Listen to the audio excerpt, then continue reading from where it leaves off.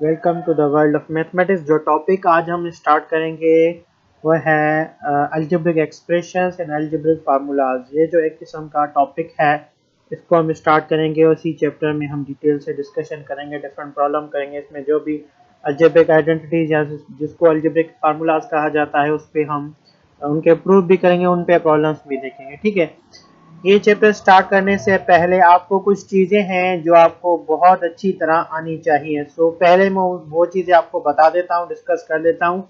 उसके बाद जो है हम इस चैप्टर को बाकायदगी से स्टार्ट करते हैं। ठीक है, उनमें से जो फर्स्ट चीज़ होती है वो होती है सेट। कुछ सेट है जिसका हमें पता होना चाहिए।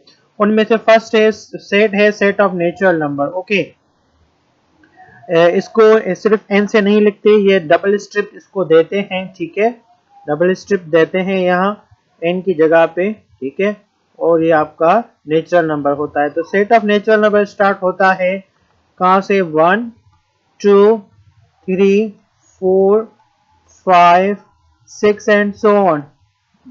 ये जो मैं 3 डॉट दे रहा हूँ इसको इलिप्सिस भी कहते हैं। इसका मतलब होता है ये कंटिन्यूसली चलता रहेगा, कभी भी खत्म नहीं होगा। यानी कोई भी लास्ट ऐसा कोई भी लास्ट जो है नेचुरल नंबर नहीं है जहां मैं लिखूं ये स्टॉप हो जाए, यानी ये नंबर्स हमेशा चलते रहेंगे। तो this is the set of natural number. उसके बाद आपके पास होता है set of whole numbers. Okay, यहाँ भी डबल स्ट्रिप देते हैं।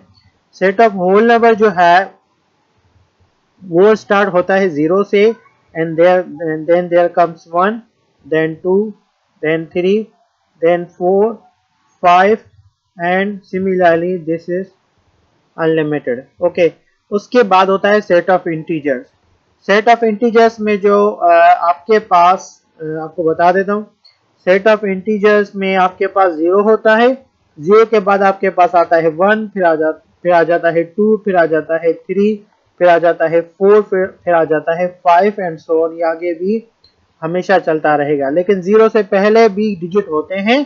ठीक है, वो कौन से होते हैं? वो आपके पास होते हैं -1, -2, -3, -4, okay, -4, okay, -5 and so on. यानी पीछे भी ये हमेशा चलते ही रहेंगे। ओके, तो एक और चीज इसमें सेट ऑफ इंटीजर में समझने की है कि जो पीछे वाला नंबर होता है 0 से पहले वाले, वो हर जो नंबर होता है वो अपने यानी लेफ्ट हैंड साइड वाले से बड़ा होता है। What do I mean? देखिए 5 जो है वो 4 से बड़ा है। सिमिलरली 4 जो है 3 से बड़ा है। सिमिलरली 3 जो है 2 से बड़ा है। 2 जो है वो 1 से बड़ा है। और इस तरीके से 1 जो है वो 0 से बड़ा है। लेकिन अभी यहाँ देखें 0 जो है वो -1 से बड़ा है। सिमिलरली -1 -2 से बड़ा है, और -2 -3 से बड़ा है, और -3 -4 से बड़ा है, और -4 -5 से बड़ा है। इस तरीके से यहाँ क्या आएगा? यानी अब आपके पास यहाँ पीछे -100 भी आएगा। तो -100 से -1 जो है वो बड़ा है। So you have to keep this thing in mind. जैसे हम जो है बैकवर्ड जाते हैं, बैकवर्ड जैसे हम जाते हैं यहाँ, तो आपके पास जो नंबर आते हैं वो क्या आते हैं? लेस आते हैं। और जैसे हम राइट हैंड साइड पे मूव करते जाते हैं तो जो भी नंबर आते हैं वो आपके क्या आते हैं? ग्रेटर नंबर आते हैं या बड़े नंबर आते हैं। ठीक है, इंटीजर के बाद एक और सेट होता है, या इंटीजर के बाद कुछ और सेट होते हैं। अगर वो आपको नहीं पता तब भी खेल है, लेकिन जो मेन सेट्स बताना चाह रहा हूँ वो है set of rational number. Okay, rational number को हम जो है क्यू से आमतौर पर रिप्रेजेंट करते हैं। ठीक है, इंटीजर को कुछ बुक्स जो है आई से भी रिप्रेजेंट करते हैं। So you can represent this one also with I integer. Okay, so no problem with representing with I. ठीक है, so let me make it correctly. यहाँ आई थिंक ऐसे आना चाहिए, और यहाँ आता है डबल स्ट्रिप। ठीक है, थोड़ा बोल्ड कर दिया मैंने। उसके बाद सेट ऑफ रेशनल नंबर होता है। देखिए हर वो नंबर जिसको P अपॉन Q फॉर्म में हम लिख पाए, बट कंडीशन इज दैट जो Q हो यानी नीचे वाला नंबर हो वो 0 नहीं होना चाहिए। और P और Q किससे बिलोंग करे? P और Q है वो बिलोंग करे इंटीजर से, यानी P और Q कोई भी इंटीजर होने चाहिए। लेकिन कंडीशन क्या है, ये जो आपका Q है वो 0 नहीं होना चाहिए। इसके मैं आप कुछ आपको एग्जांपल देता हूँ, उसकी मदद से आप समझ जाएंगे। फॉर एग्जांपल मेरे पास है 3/4, -8/3, okay. For example 5/0 and 8 for example 7, और मेरे पास है फॉर एग्जांपल आपके पास होगा 0 फॉर एग्जांपल मैं यहाँ देता हूँ 1। तो हमें ये बताना है इनमें से कौन सा जो नंबर है वो रेशनल नंबर में बिलोंग कर रहा है कि नहीं। हमें पता है कि 3 इंटीजर्स में होता है, हमें पता है कि 4 इंटीजर में होता है। ये P/Q फॉर्म है, इसलिए बिलोंग करता है किससे, सेट ऑफ रेशनल नंबर से। यानी ये सैंपल होते हैं बिलोंग की, इसका मतलब है इसमें जो है बिलोंग करता है, ताल्लुक रखता है इससे। अब जो ऊपर वाला -8 भी इंटीजर्स में होता है, सिमिलरली 3 भी जो है वो इंटीजर्स में होता है, इसलिए -8/3 भी बिलोंग करेगा सेट ऑफ रेशनल से। ठीक है, अब आपके पास है 5/0। क्या 5 जो है रेशनल से बिलोंग करता है, 5 जो है इंटीजर से बिलोंग करता है, बिल्कुल करता है। क्या 0 इंटीजर से बिलोंग करता है, बिल्कुल करता है। लेकिन 5/0 क्या रेशनल नंबर में होंगे, तो जवाब है नहीं होंगे। क्यों नहीं होंगे, तो ये बता रहा है कि आपके पास डिनोमिनेटर जो हो वो कभी भी 0 नहीं हो सकता। इसका मतलब 5/0 does not belongs to set of rational number। Similarly 8/7 जो है क्या वो रेशनल में बिलोंग करेगा कि नहीं, हम देखते हैं। 8 जो है वो इंटीजर है, 7 जो है इंटीजर है, इसलिए 8/7 जो है वो बिलोंग करेगा रेशनल से। और 8/7 रेशनल में है और आपके पास डिनोमिनेटर में 0 भी नहीं है। So you have to check two thing, numerator upon denominator दोनों रेशनल में हो और जो डिनोमिनेटर हो वो 1 नहीं होना चाहिए।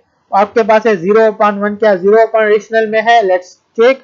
0 जो है वो इंटीजर में होता है, 1 जो है वो भी इंटीजर में होता है, इसलिए 0/1 जो है वो बिलोंग करेगा किससे, रेशनल से बिलोंग करेगा। ठीक है, तो और जो डिनोमिनेटर है वो 0 भी नहीं है। इसलिए ये जो एग्जांपल है इनकी मदद से हमने ये समझा कि रेशनल नंबर किस टाइप के होते हैं। कुछ एग्जांपल ऐसे भी दिए जाते हैं। फॉर एग्जांपल अगर आपसे पूछा जाए क्या आपके पास जो है फॉर एग्जांपल 1.3 क्या ये रेशनल है कि नहीं, तो हमें देखना पड़ेगा क्या 1.3 को हम रेशनल में कन्वर्ट कर सकते हैं। जी बिल्कुल कर सकते हैं। कैसे, हम पॉइंट को हटाएंगे और पॉइंट के एक्जेक्टली नीचे हम देंगे 1 और आगे पॉइंट के बाद जितना डिजिट होंगे उतने 0 दे देंगे। तो ये किसके बराबर होगा, 13/10 के। ठीक है, क्या 3 जो है क्या 13 इंटीजर से बिलोंग करता है, बिल्कुल करता है। क्या 10 इंटीजर से बिलोंग करता है, बिल्कुल करता है। इसलिए 13/10 जो है वो इंटीजर से बिलोंग करेगा। इसका मतलब है अगर आपके पास पॉइंट के बाद कोई भी लिमिटेड नंबर आ जाए, यानी पॉइंट के बाद कितने भी नंबर आ जाए, तो हम पॉइंट को हटा के उतने 0 दे देंगे। इसको कहते हैं टर्मिनेटिंग डेसिमल फ्रैक्शन। कि टर्मिनेटिंग डेसिमल फ्रैक्शन अगर आपके पास आ जाए तो वो भी रेशनल नंबर होता है। लेकिन अगर आपके पास रिपीटेड आ जाए, फॉर एग्जांपल जैसे आपके पास है 0.3333 सो ऑन, क्या ये भी जो है आपका रेशनल नंबर होगा कि नहीं, तो ये भी होता है। कैसे होता है उसके मैं आपको एग्जांपल दे देता हूं। ठीक है, ये 0.33 को जो रिपीटेड नंबर होते हैं उसको हम बार में लिख लेते हैं।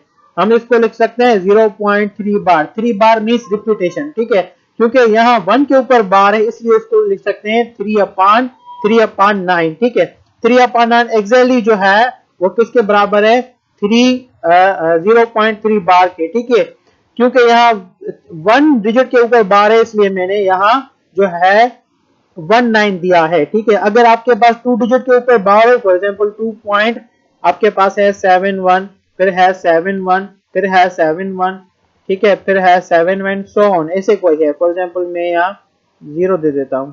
ठीक है, 0.7171, क्योंकि यहाँ रिपीटेड क्या है, 2 नंबर है, इसको मैं लिखूंगा 0.71 बार। ठीक है, क्योंकि 2 डिजिट है इसलिए मैं इसको लिख दूंगा 71/99। ठीक है, इसको मैं लिख लूंगा 71/99। देखिए ऊपर वाला भी 3/9 भी है, वो भी रेशनल नंबर से बिलोंग कर रहा है, क्योंकि न्यूमरेटर डिनोमिनेटर जो है इंटीजर है, डिनोमिनेटर 0 भी नहीं है। 71/99 जो है वो भी रेशनल नंबर से बिलोंग कर रहा है, इसका मतलब है कि आपके पास जो है ये भी क्या है, रेशनल नंबर है और डिनोमिनेटर 0 नहीं है। ठीक है, तो इस तरीके के ये जो रिपीटेड होते हैं इसको हम कहते हैं रिकरिंग डेसिमल फ्रैक्शन। ठीक है, तो रिकरिंग और टर्मिनेटिंग ये भी जो है रेशनल नंबर होते हैं।